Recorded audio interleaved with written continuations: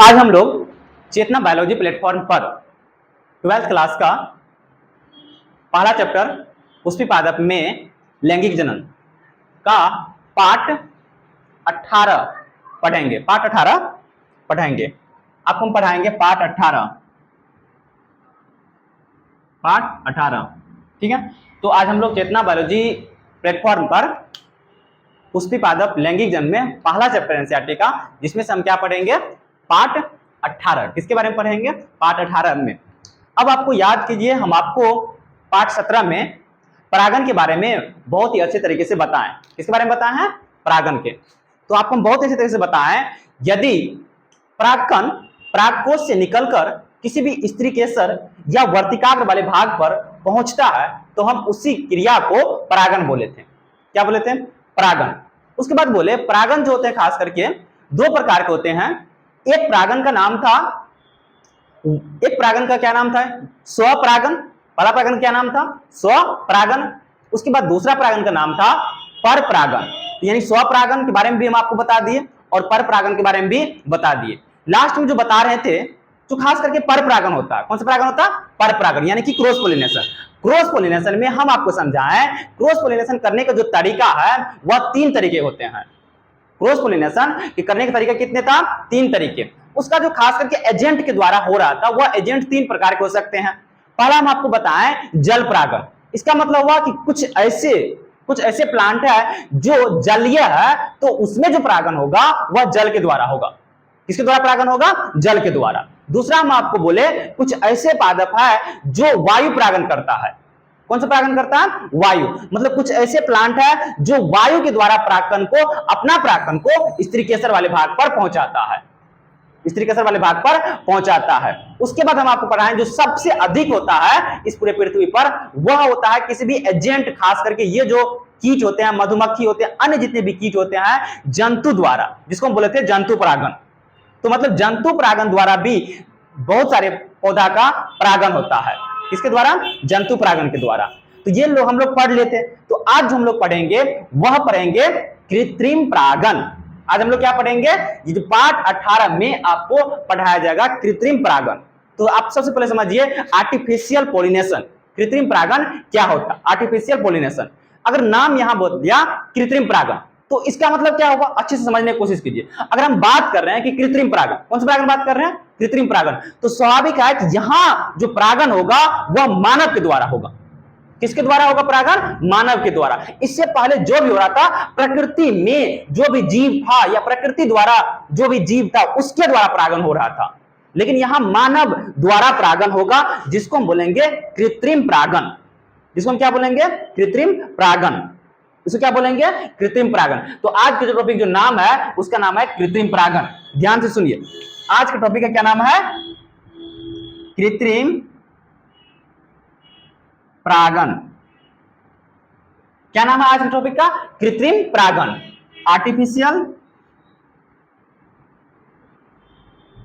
Artificial pollination.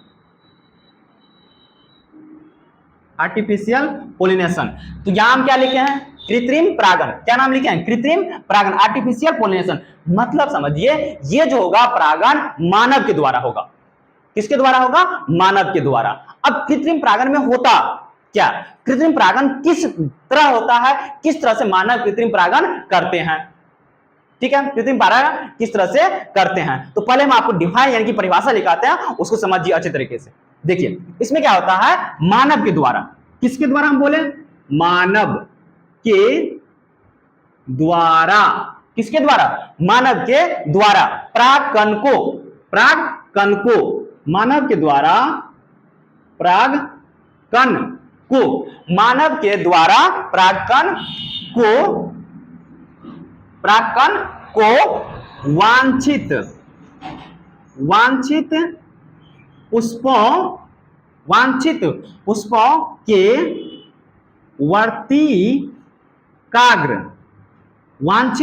के वर्तिकाग्र पर पहुंचाना। मानव के द्वारा परागकण को वांछित पुष्पों के वर्तिकाग्र पर पहुंचाना कृत्रिम परागन कहलाता है। कृत्रिम परागन कहलाता है। क्या हम यहां बोले, मानव के द्वारा, किसके द्वारा, मानव के द्वारा, अपन लोग क्या है, मानव है, तो मानव के द्वारा परागकण को वांछित, अब सोच बोलेगा सर वांछित मतलब क्या होता है, वांछित मतलब होता है जो मानव को जिस प्लांट के आवश्यकता है उसको बोलते हैं वांछित। ऐसे नहीं कि जिस परागकण, जिस पौधे का आवश्यकता नहीं उससे भी परागण करा देंगे, जो मानव को आवश्यकता है उसके अनुसार करेगा तो हम उसको बोल देते हैं वांछित। क्या बोल देते हैं, वांछित। जैसे समझिए हम एक एग्जांपल आपको देते हैं वांछित के लिए। मान लीजिए कि यहां कोई मटर का पौधा है, ठीक है, लेकिन इसमें अंतर क्या है कि ये जो मटर का पौधा है छोटा होता है और इसमें बीज भी कम होता है, लेकिन यहां एक मटर का पौधा है जिसमें बीज अधिक होता है और इसमें मटर भी अधिक फलता है। मटर भी इसमें क्या होता है, अधिक फलता है। तो अगर मटर इसमें अधिक फलता है और इसमें मटर कम फलता है और इसमें बीज भी छोटा होता है, तो मानव को हमेशा चाहिए जिसमें बीज अधिक फले, बीज अधिक फले, बीज भी बड़ा हो, बीज भी बड़ा हो, तो मानव हमेशा चाहेगा ये वाले पौधा, तो इसके लिए प्रयोग किया जाता है वांछित। क्या किया जाता है, वांछित। तो इसका मतलब इससे अगर परागण कराएगा तो इसके माध्यम से यहां जो बीज का निर्माण होगा उसमें भी इसका लक्षण आ सकता है। क्यों, क्योंकि मानव को चाहिए कैसा, मानव को चाहिए हमेशा अधिक फले मटर, इसीलिए हम उसके लिए शब्द प्रयोग करते हैं वांछित। वांछित पुष्पों के वर्तिकाग्र पर पहुंचाना कृत्रिम परागण कहलाता है। जिसमें विशेष लक्षण हो, वह लक्षण को हमें चाहिए, क्योंकि अधिक फल होना चाहिए, फल भी बड़ा होना चाहिए, स्वादिष्ट भी होना चाहिए, तो हम उसी को बोलते हैं वांछित। तो इसका मतलब क्या हुआ, कृत्रिम परागण मतलब मानव के द्वारा, मानव के द्वारा परागकण को वांछित पुष्पों के वर्तिकाग्र पर पहुंचाना कृत्रिम परागण कहलाता है। तो कृत्रिम परागण बराबर याद रहेगा हमेशा किसके द्वारा होगा, कृत्रिम जो परागण होगा वह मानव के द्वारा होगा। कृत्रिम परागण किसके द्वारा होगा, मानव के द्वारा, और वह मानव परागण करेगा। ठीक है, अब ये जो खास करके कृत्रिम परागण है क्या होता है, कृत्रिम परागण ध्यान सुनिएगा, कृत्रिम परागण,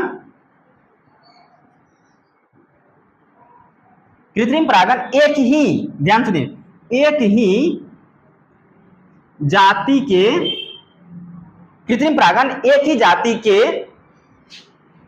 विभिन्न विभिन्न लक्षणों वाले,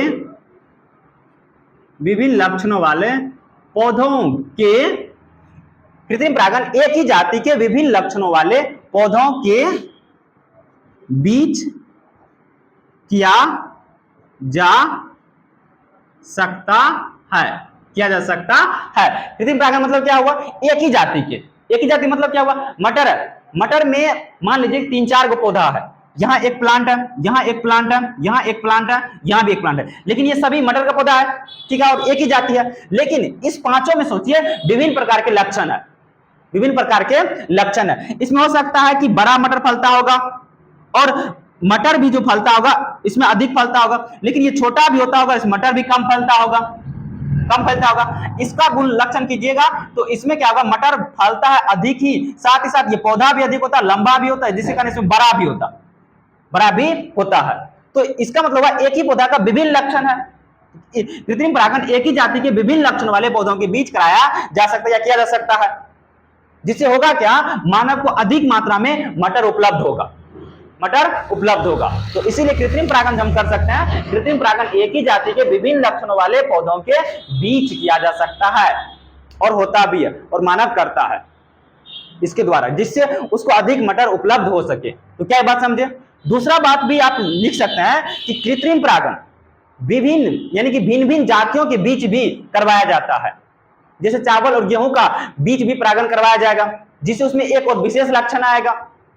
अन्य जीव के बीच भी खास करके परागण कराया जाता है, अन्य पौधे और दूसरे पौधे के बीच करवाया जाता है, जिससे उसका आकार बड़ा हो सके, जिससे उसका आकार बड़ा हो सके। तो कृत्रिम परागण जो होता है अलग अलग जाति के बीच भी करवाया जाता है। तो पहला बात आपको क्या याद रखना होगा, फिर से समझिए, मानव के द्वारा परागकण को वांछित पुष्पों के वर्तिकाग्र पर, मानव के द्वारा परागकण को वांछित पुष्पों को, वांछित मतलब क्या हुआ, जो मानव को आवश्यकता है, जो मानव को आवश्यकता, जिस प्रकार की आवश्यकता, या अधिक उसको जाना है, या स्वादिष्ट फल चाहिए, या बड़ा चाहिए, तो उस प्रकार के लिए हम प्रयोग करते हैं वांछित। वांछित मानव अपने आवश्यकता के अनुसार प्रयोग करेगा। वांछित पुष्पों के वर्तिकाग्र पर पहुंचाना आर्टिफिशियल पोलिनेशन यानी कि कृत्रिम परागण कहलाता है। क्या कहलाता है? कृत्रिम परागण कहलाता है। कृत्रिम परागण एक ही जाति के विभिन्न लक्षणों वाले, मटर ही है तो उसमें मटर भी एक ही जाति का है उसमें, लेकिन विभिन्न लक्षण होता है। अलग अलग मटर में अलग अलग, टमाटर में भी आपको अलग अलग लक्षण दिखेगा। अमरूद भी एक ही जाति के बहुत सारे अमरूद है, लेकिन उसमें अलग अलग आपको लक्षण दिखेंगे अमरूद में भी। तो जो अमरूद खास करके मीठा हो, जिसमें बीज की मात्रा कम हो, जो स्वादिष्ट हो, वह मानव को चाहिए, तो मानव उससे परागण करवाएगा, उसमें परागण कराएगा, जिससे फल भी बड़ा मिलेगा, स्वादिष्ट भी मिलेगा, बीज भी बड़ा मिलेगा। इसीलिए हम लिखते हैं कृत्रिम परागण एक ही जाति के विभिन्न लक्षणों वाले पौधों के बीच किया जा सकता है। अब ये जो खास करके कृत्रिम परागण करने का तरीका होता है, यानी कि मानव जो कृत्रिम परागण करते हैं ये दो प्रकार से करते हैं। कृत्रिम परागण कितने प्रकार के होते हैं? दो प्रकार के। कृत्रिम परागण कितने प्रकार के? कृत्रिम परागण होते हैं आपको दो प्रकार का। एक को बोलते हैं विपुंसन, दूसरा को बोलते हैं थैलीकरण। तो अगर आपको पूछे कि कृत्रिम परागण कितने प्रकार से किया जा सकता है, तो कृत्रिम परागण दो प्रकार से किया जा सकता है। तो एक का नाम है, यानी कि पहला का नाम क्या है? कृत्रिम परागण। स्टार देके लिखिए, कृत्रिम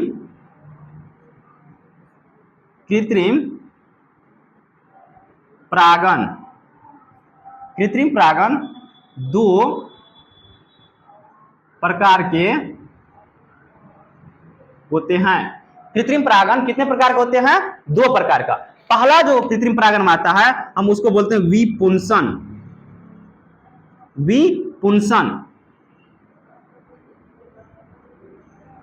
एमस्कुलेशन मतलब होता है विपुंसन। दूसरा होता है थैलीकरण यानी कि बेगिंग।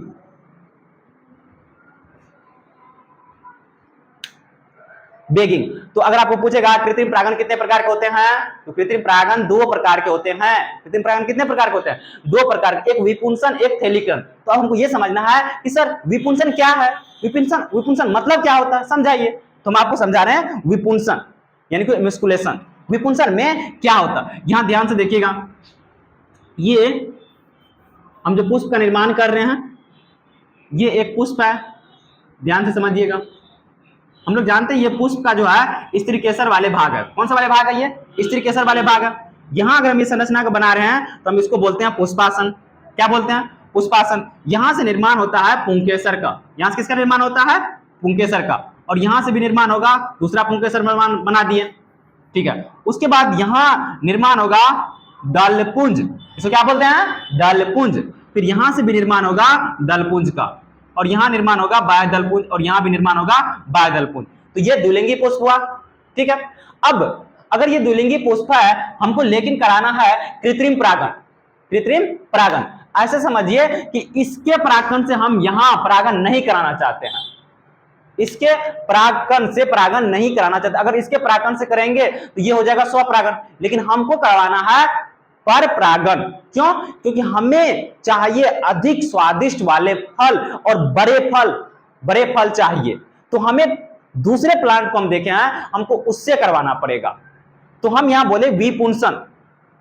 क्या बोले? विपुंसन। तो सबसे पहले हम यहां क्या करते हैं? विपुंसन का मतलब होता है ये जो खास करके पुंकेसर वाले भाग है, इसको काट के हटा दिया जाता है।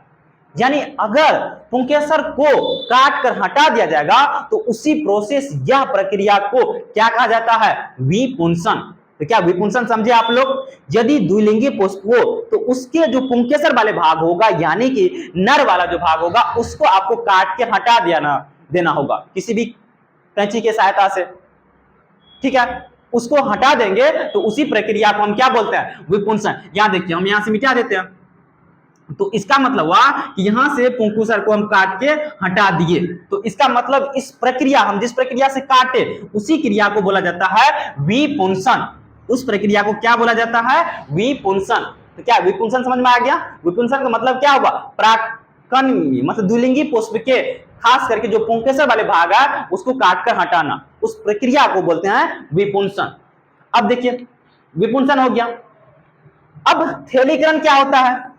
अब हो सकता है कि हमें ये दूसरा जगह से भी परागकण आ सकता है यहाँ, लेकिन हमें वो तो परागकण चाहिए नहीं, हमें खास परागकण चाहिए, यानी कि वांछित परागकण चाहिए जो हमें आवश्यकता है। तो उससे बचाने के लिए यहां बेगिंग किया जाता है, थैलीकरण किया जाता है। यहां खास करके स्त्री केसर के इस वर्तिकाग्र वाले भाग को, रेस्टाइल वाले भाग को हम ढक देते हैं।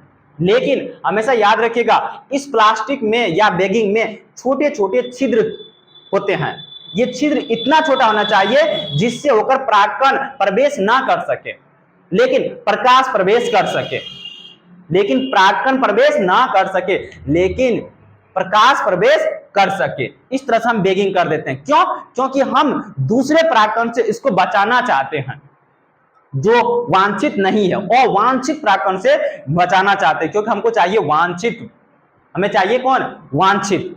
तो याद रखिएगा, अब जब ये परिपक्व यानी कि मैच्योर हो जाएगा, और यहां जो हम खास करके मान लीजिए कि दूसरा जो हमको चाहिए वांछित, ये परागकण, यहां जो पुंकेसर में परागकण का निर्माण होगा, ये भी परिपक्व जब हो जाएगा, तो यहां चिट्टा किसी भी वस्तु की सहायता से इसको पकड़ के हम यहां से परागकण को ले जाएंगे, इस थैलीकरण को हटा के और यहां दे देंगे, तो यहां परागण की प्रोसेस हो जाएगा।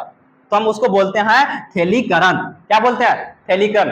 तो विपुंसन मतलब समझे, हम स्वपरागन को रोकने के लिए, पुंकेसर वाले भाग को यदि हम काट कर हटा देते हैं तो हम उसको बोलते हैं विपुंसन। क्या बोलते हैं? विपुंसन। थैलीकरण, अन्य परागकण से हम अपने स्त्री केसर को बचाने के लिए, वर्तिकाग्र को बचाने के लिए उसके ऊपर एक प्लास्टिक का मेम्ब्रेन या परत बैठाते हैं और उसमें छोटे छोटे छिद्र छोड़ देते हैं जिससे उसे प्रकाश प्रवेश कर सके लेकिन परागकण प्रवेश ना करे। इसी प्रक्रिया को हम बोलते हैं थैलीकरण।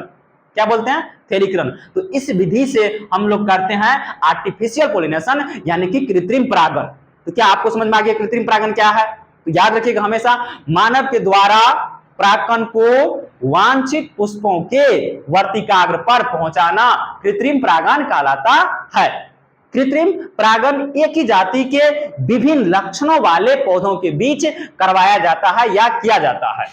दूसरा, एक ही यानी विभिन्न जातियों के पौधों के बीच भी कृत्रिम परागण करवाया जाता है जिससे उसके विशेष लक्षण हम उसको अर्जित कर सके, ला सके। दूसरा, हमेशा याद रखिएगा, कृत्रिम परागण जो होते हैं खास करके वह दो प्रकार का होता है। एक होता है विपुंसन। एक क्या होता है? विपुंसन। विपुंसन मतलब क्या होगा? पुंकेसर वाले भाग को काटकर हटा देना, शॉर्ट में समझिए। दूसरा, थैलीकरण मतलब क्या होगा? स्त्री केसर को अन्य परागकण से बचाने के लिए उस पर एक बैगिंग किया जाता है, हम उसी को बोलते हैं थैलीकरण। तो क्या ये दोनों बात समझ में आ गया? अब ये परागण की पूरे प्रोसेस जो था आपको समझ में आ गया और हम आपको बहुत ही अच्छे तरीके से बता दिए कि किस तरह से परागण होता है।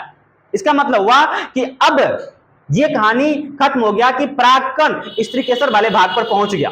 परागकण कहां पहुंच गया? स्त्री केसर वाले भाग पे। अगर परागकण स्त्री केसर यानी वर्तिकाग्र वाले भाग पर पहुंच जाते हैं तो क्या उसको डायरेक्ट एंट्री मिल जाता है और यह पराग नली का निर्माण हो जाता है? क्या उसके बीच भी कुछ प्रोसेस या क्रिया होता है?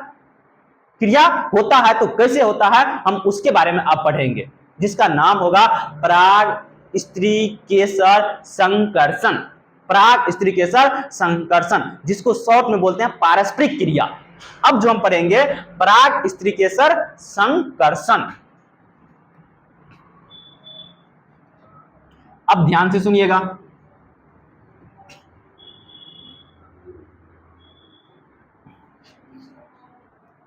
अब जो दूसरा टॉपिक का नाम है उसका नाम लिखिए, स्टार देखिए, पराग स्त्री केसर संकर्षण। संकर्षण, पराग स्त्री केसर संकर्षण यानी कि पारस्परिक क्रिया। पारस्परिक क्रिया, इसका मतलब हुआ क्या? पराग स्त्री केसर संकर्षण, हमको ये बात समझाना है। पराग स्त्री केसर संकर्षण सर क्या है ये समझाना। पारस्परिक क्रिया, इसका मतलब हुआ कि पराग मतलब परागकण, पराग मतलब परागकण, पराग मतलब परागकण, स्त्री केसर मतलब आप जानते हैं कि स्त्री केसर का जो ऊपरी भाग है वर्तिकाग्र होता है, उसमें वर्तिका होता है और अंडाशय होता है। उस पूरे पार्ट को हम बोलते हैं स्त्री केसर। उस पूरे पार्ट को क्या बोलते हैं? स्त्री केसर। तो उस दोनों के बीच जो क्रिया होता है उस दोनों के बीच जो क्रिया होता है हम उसी को बोलते हैं संकर्षण। क्या बोलते हैं? संकर्षण। तो ध्यान से समझिए संकर्षण में क्या होता है। ये जो खास करके हम बना रहे हैं, ये हुआ वर्तिकाग्र वाले भाग, ये हो गया वर्तिका वाला भाग हो गया, और ये वाले पार्ट हो गया अंडाशय। ये वाले पार्ट क्या हो गया? अंडाशय। ध्यान दीजिए, अब हमको पता है कि यहां प्राक्कन पहुंच गया किस पे? वर्तिकाग्र वाले भाग पर। क्या ये निश्चित है कि सिर्फ एक ही प्राक्कन और उसी जाति का प्राक्कन वर्तिकाग्र वाले भाग पर पहुंचेगा? नहीं, ऐसा कुछ भी संभव नहीं है। तो इस वर्तिकाग्र वाले भाग पर एक से अधिक प्राक्कन पहुंचेंगे, किसी भी एजेंट के द्वारा हो सकते हैं या वायु के द्वारा हो सकता है, एक ही प्राक्कन नहीं पहुंचेंगे, एक से अधिक प्राक्कन पहुंचेंगे। लेकिन यह भी निश्चित नहीं है कि उसका ही जाति वाले प्राक्कन पहुंच जाएगा, दूसरे जाति भी प्राक्कन इस पे पहुंच जाएंगे, दूसरे जाति भी इस पे प्राक्कन का लैंड हो जाएगा। लेकिन उसको, इस वर्तिकाग्र को यानी इस स्त्रीकेसर को उसी जाति वाला चाहिए जो उसका जाति है, जिससे वह परागन हो सके, दूसरा तो चाहिए नहीं। तो अब इस स्त्रीकेसर यानी कि वर्तिकाग्र में इतना क्षमता होता है कि ये सभी प्राक्कन में से एक अपने प्राक्कन को अपने जाति वाले को पहचान सकता है, ये अपने जाति वाले को पहचानने की इसमें क्षमता होता है। तो अपने जाति वाले को जो पहचानने की क्षमता होता है उसी को समझिए, उसी को कहा जाता है संकर्षण। क्या कहा जाता है? संकर्षण। तो क्या ये बात समझे अच्छे तरीके से? तो इसका मतलब हुआ कि इस वर्तिकाग्र ने क्या करेगा? रसायन स्रावित करेगा। वर्तिकाग्र क्या करेगा? रसायन स्रावित करेगा। जब ये रसायन स्रावित करेगा तो वह रसायन प्रत्येक प्राक्कन के पास पहुंचेगा, जिस प्राक्कन से वह जुड़ जाएगा, जिस प्राक्कन से जुड़ जाएगा उसे एक्सेप्ट कर लेगा वर्तिकाग्र यानी कि स्त्रीकेसर, और बाद बाकी वाले जितने भी प्राक्कन है अगर उससे नहीं जुटेगा तो उसको वह रिजेक्ट कर देगा, रिजेक्ट कर देगा। जिससे वह जुड़ जाएगा उसका खास करके रसायन एक प्रकार का स्रावित करता है तो वह उससे जुड़ जाएगा, और जिससे नहीं जुटेगा उसको वह रिजेक्ट कर देगा, और जिससे जुड़ जाएगा उसको एक्सेप्ट कर लेगा। तो क्या ये बात समझे? प्राक्कन। तो इसी प्रोसेस या प्रक्रिया को हम बोलते हैं प्राक स्त्रीकेसर संकर्षण। तो सोचिए यहां से ये प्राक्कन रिजेक्ट हो गया, ये प्राक्कन रिजेक्ट हो गया, ये प्राक्कन रिजेक्ट हो गया, ये प्राक्कन रिजेक्ट हो गया, लेकिन ये जो बीच वाले था इसी का जाति का था तो इसको एक्सेप्ट कर लिया। अब ये क्या करेगा? वर्तिकाग्र जो प्राक्कन इसका जाति वाला है खास करके उसको अब ये पोषण देना शुरू कर देगा, पोषण देना शुरू कर देगा। अब ये वर्तिकाग्र क्या करेगा? इस प्राक्कन को पानी देगा और पोषणीय पदार्थ देगा, जो भोज्य पदार्थ है वह प्राक्कन को प्रदान करेगा। तो अब क्या करेगा? प्राक्कन उसको खाकर प्राक्कन का अंकुरित होगा, प्राक्कन का क्या होगा? अंकुरित होगा। तो इसी पूरे प्रोसेस या क्रिया को हम बोल रहे थे क्या? पराग स्त्रीकेसर संकर्षण। पराग मतलब प्राक्कन, स्त्रीकेसर मतलब स्त्रीकेसर ही, संकर्षण मतलब उस दोनों के बीच में एक पारस्परिक क्रिया होता है क्या? जो जाति पहचाना जाता है। क्या पहचाना जाता? यानी कि जाति पहचानने के लिए इस दोनों के बीच संकर्षण यानी कि प्रोसेस यानी प्रक्रिया होता है। समझ में आ गया? तो इसी को हम पूरी क्रिया को बोलते हैं पराग स्त्रीकेसर संकर्षण, पराग स्त्रीकेसर संकर्षण। अब जो यहां निर्माण होगा पराग नलिका, किसका निर्माण होगा? पराग नलिका। अब ध्यान सुनिए, तो इस पे जितने भी परागकण था उसमें से अब सिर्फ बचेगा एक परागकण, और बाद बाकी जितने भी परागकण है अगर उसको भोज्य पदार्थ और पोषणीय पदार्थ नहीं मिलेगा तो हम लोग को पता है कि वह धीरे धीरे उस पे सूख जाएंगे या नष्ट हो जाएंगे, नष्ट हो जाएंगे। लेकिन जिसको भोजन मिला जिस परागकण का तो वह अंकुरन करेगा। वह क्या करेगा? अंकुरन। तो अब हमको समझना कि सर अंकुरन क्या है। तो सबसे पहले समझिए, हम आपको बहुत ही अच्छी तरह से समझाएं कि ये परागकण का पहली परत होती है, उसके बाद इस परागकण पे दूसरी परत होती है, इस परागकण पे दूसरी परत होती है इस टाइप से, ठीक है। यहां हम ध्यान से देखिए, जो खास करके यहां हम एक कोशिका को बना देते हैं, ठीक है, बड़ा सा, तो हम जिसको बोलेंगे कायिक कोशिका। कौन सा कोशिका? कायिक कोशिका। एक छोटी सी कोशिका बनाते हैं जिसको बोलेंगे जनन कोशिका। कौन सा कोशिका? जनन कोशिका। तो ये जो खास करके परागकण है द्विकोशिकीय अवस्था में है। किस अवस्था में है? द्विकोशिकीय अवस्था में है। ये जो बाहरी वाला परत है इसको हम लोग जानते हैं, इसको बोलते हैं बाह्यचोल। इसको क्या बोलते हैं? बाह्यचोल। इसको बोलते हैं बाह्यचोल। इंग्लिश में बोलते हैं एक्जाइन। इंग्लिश में क्या बोलते हैं? एक्जाइन। और ये जो अस्तर है इसको बोलते हैं अंतःचोल। इसको क्या बोलते हैं? अंतःचूल। इंग्लिश में बोलते हैं इंटाइन। इंग्लिश में क्या बोलते हैं? इंटाइन। एक होता है बायोचूल यानी कि एग्जाइन, दूसरा होता है अंतःचूल यानी कि इंटाइन। क्या होता है? इंटाइन। अब ध्यान से सुनिएगा, ये जो होता है इसको हम बोलते हैं जनन छिद्र। जनन छिद्र, जिसको इंग्लिश में बोलते हैं जर्मपोर। इंग्लिश में क्या बोलते हैं? जर्मपोर। तो ये परागकण का विशेष संरचना था, इतना बात पहले समझ में आ गया। एक जो बड़ी सी कोशिका होती है कायिक कोशिका बोल सकते हैं, उसको क्या बोल सकते हैं? कायिक कोशिका बोल सकते हैं। एक छोटी सी कोशिका होती है, हम उसको जिसको बोलते हैं जनन कोशिका। क्या बोलते हैं? जनन कोशिका। अब यहां मेरे बात को समझिए, यही परागकण यहां जब उपस्थित होगा, यहां जब ये परागकण यहां उपस्थित होगा, इसको जब भोज्य पदार्थ मिलेगा, भोजन मिलेगा, तो भोजन खाकर ये अंकुरित करेगा।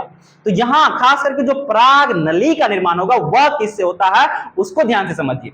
पराग नली का निर्माण होता है, ये जो खास करके कायिक कोशिका है, कायिक कोशिका, और ये जो खास करके अंतःचूल है, यही भोजन खाकर एक विशेष प्रकार का इस टाइप से वृद्धि होना शुरू हो जाएगा। हम इसी को बोलते हैं पराग नली। इसको बोलते हैं पराग नली, पोलन ट्यूब, पराग नली। तो पराग नली का निर्माण किससे होता है? आपको हमेशा याद रखिएगा, अंतःचूल से। पराग नलिका का निर्माण होता है किससे? अंतःचूल से। पराग नलिका का निर्माण किससे होता है? अंतःचूल से। कौन कौन मिलकर बनाते हैं? कायिक कोशिका और अंतःचूल मिलकर पराग नलिका का निर्माण करता है, पराग नलिका निर्माण करता है। अब ये पराग नलिका बाह्य चूल के जनन छिद्र से होकर निकलता है। जिस सामने जनन छिद्र होता है, उसी सामने से खास करके ये पराग नली बाहर निकलते हैं। तो ये पराग नलिका बाहर निकलते हुए इस वर्तिकाग्र को प्रतिच्छेद करते हुए वर्तिका में प्रवेश कर जाएगा। किसमें प्रवेश कर जाएगा? वर्तिका में प्रवेश कर जाएगा। सबसे पहले ये वर्तिकाग्र को प्रतिच्छेद करेगा, तब ये वर्तिका में प्रवेश करते हुए यहां अंडाशय वाले भाग में पहुंच जाएंगे। कौन? इसका नाम होगा पराग नली। इसका क्या नाम होगा? पराग नली। आप याद रखिएगा, इसको हम बोलते हैं पराग नली। तो अगर कोई क्वेश्चन पूछे कि पराग नली किससे निर्माण होता है, तो पराग नली का निर्माण होता है अंतःचूल से। पराग नली का निर्माण किससे होता है? अंतःचूल से। तो पराग नली के निर्माण करने में कौन कौन सहायता होता है? एक कायिक कोशिका, दूसरा होता है अंतःचूल। पराग नली किससे होकर बाहर जाता है? जनन छिद्र से। किससे बाहर होता है? जनन छिद्र से, जर्मपोर से। जो जर्मपोर कहां उपस्थित है? बाह्य चोल पे, यानी कि एग्जाइन पे उपस्थित है। किस पे उपस्थित है? एग्जाइन पे। अब जो हम अगले क्लास में पढ़ेंगे किस तरह से पराग नलिका यहां बीजांड में प्रवेश करेगा, उसके बारे में हम लोग पढ़ेंगे, उसके बारे में पढ़ेंगे। चेतना बायोलॉजी प्लेटफॉर्म को आप लोग शेयर और सब्सक्राइब करें और अपना कमेंट लिखें। आज यहीं तक। अगले आपको पार्ट 19 में इससे आगे पढ़ाया जाएगा, किस तरह से पराग नली बीजांड में प्रवेश करेगा उसके बारे में पढ़ेंगे।